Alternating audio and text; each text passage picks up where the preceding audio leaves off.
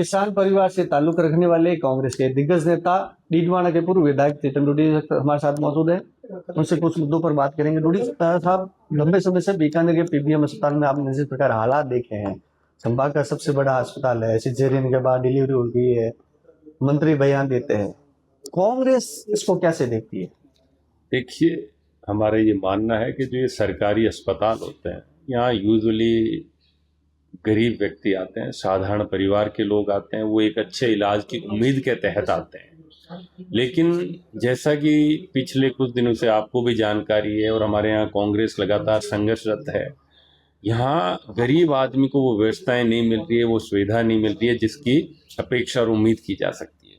इसी को लेके कांग्रेस ने एक धरना प्रदर्शन चालू किया और ये बात एक व्यवहारिक बात उन्होंने रखी, जिसका कि हमारे यहाँ के जो राजस्थान के मंत्री जी हैं चिकित्सा वाले, उन्होंने बड़ा ही बेतुका और बेढंगी बात कही। उसको लेके, जबकि वो जिम्मेदार व्यक्ति है, उनको जिम्मेदारी पूर्ण बात करनी चाहिए थी, उन्होंने बड़ी ही जिसे कहते हैं गैर जिम्मेदाराना बात रखी। तो कांग्रेस लगातार ये मांग रख रही है कि जो हमारी गरीब व्यक्ति को जो सुविधाएं मिलनी चाहिए वो माकूल व्यवस्था हो, सुविधा मिले, और उसी को लेके हमारी कांग्रेस संघर्षरत है। और इसी धरने को आगे बढ़ाते हुए कल डोटासरा जी, टीकाराम जी जूली आ रहे हैं।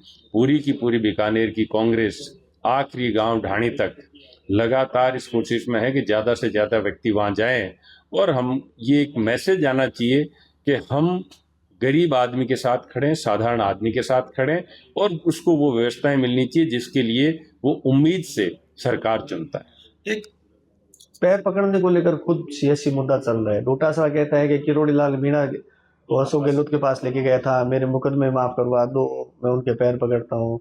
दूसरी तरफ एक आरएलपी के नेता हनुमान बेनीवाल है, वो कह रहे हैं कि मैंने भी सुना है कि गोविंद सिंह डोटासरा। क्या लगता है कौन किसके पैर पकड़ा है?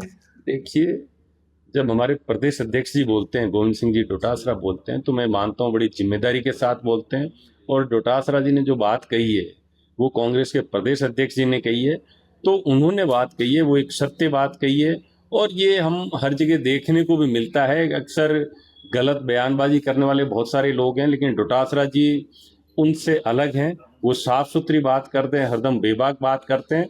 और उनको ये कहना इसलिए पड़ा कि कुछ चीज़ें ऐसी हो गई होगी, राजस्थान में हो रही थी कि जो मर्जी जो बयान दे रहा है। तब उन्होंने कहा कि भाई हर आदमी, आप ये समझिए कि आपके बारे में किसी को गलत जानकारी है या सही जानकारी है, तो मैं, मेरे पास जो जानकारी है वो सत्यता से बोल सकता हूं। तो मैं ये कहता हूं कि डोटासरा जी ने अगर कोई बात रखी है तो पूरी जिम्मेदारी के साथ रखी है, और उसको उसी ढंग से हम लोग देखते हैं। किरोड़ी लाल मीणा ने एक सीएम को पत्र भी लिखाया गया है। डोटासरा उनके परिवार जो समधी है, अपने बेटे को वारिस बनाया, समधी को बिना प्रमोशन दे दिया, उनको प्रधानाध्यापक बना दिया।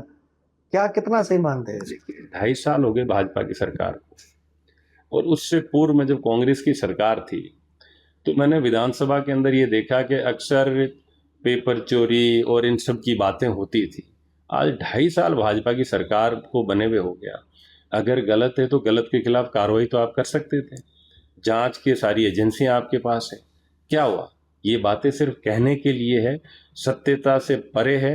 ना इनके पास पहले कुछ था, ना अब इनके पास कुछ है। कार्रवाई नहीं हो तो सिर्फ कहते कहते रहें, तो मुझे कहीं भी इसके अंदर कोई दम नजर नहीं आता, कहीं सत्यता नजर नहीं आती। एक बड़ी साहब, क्या लगता है लगातार कांग्रेस भाजपा सरकार के खिलाफ मुद्दा उठा रही है? बच्चन साल साहब, चाहे नीट का पेपर लीक हो, चाहे पीबीएम का मुद्दा हो, क्या लगता है विपक्ष कमजोर हो गया, पक्ष सुनना नहीं चाहता है? देखिए, जब कांग्रेस की सरकार थी राजस्थान में, तो मैंने पहले आपको कहा कि विधानसभा के अंदर ये मुद्दा बहुत उठाते थे, पेपर लीक हो गया, पेपर चोरी हो गया। अब जब भाजपा की सरकार केंद्र में, भाजपा की सरकार प्रदेश में है, तो हालात आपके सामने है। नीट जैसा बड़ा पेपर गायब हो जाता है, पेपर चोरी हो जाता है, और उसके बाद में हजारों हजार बच्चे, लाखों बच्चों को फिर से परीक्षा देनी पड़ती है। बहुत सारे बच्चे आत्महत्या कर लेते हैं। इससे ज़्यादा दुखदाई मुझे नहीं लगता कुछ हो सकता है। और महाराष्ट्र के अंदर भी इनकी सरकार है, वहाँ पे भी पर्चा लीक हो जाता है। तो तमाम सारी बातें हैं। इनका कहने का मकसद एक है, ये लोग जो बोलते हैं और ये लोग जो करते हैं, इसमें रात दिन का फर्क है। मैं तो अभी भी याद करता हूँ 2014 को, जब मोदी जी बोलते थे मेरे आने से महंगाई खत्म हो जाएगी, सस्तीवाड़ा आ जाएगा, तमाम सारी बातें। आज वही मोदी जी है जो महंगाई पे बोलते नहीं है। सिलेंडर के दाम देख लीजिए, पेट्रोल डीजल के देख लीजिए, खाद्य सामग्री के देख लीजिए, तमाम सारी चीज़ें हैं। तो बहुत गंभीरता से मैं ये बात बोल रहा हूँ कि भाजपा के लोगों के कथनी और करनी में बहुत ज़्यादा फर्क है। ये लोग सिर्फ लोगों के सामने झूठ बोलते हैं, गलत बयानबाजी करते हैं। और डोटासरा जी जो बात बोल रहे थे वो सत्यता थी, सही बात थी, और उन्होंने वो बात पूरी जिम्मेदारी के साथ रखी है। डूडी साहब, एक केंद्रीय कृषि मंत्री का एक मामला सामने है जहां पर खीरे को लेकर 99 लाख रुपए सब्सिडी उठाई गई है। कांग्रेस मुद्दे को लेकर चुप क्यों बैठी है, जबकि राजस्थान से मंत्री आते हैं? नहीं, अशोक जी ने वो मुद्दा उठाया। अशोक जी ने बिल्कुल उस मुद्दे को बड़ी बारीकी से पूरा तोल मोल के फिर वो बात रखी है।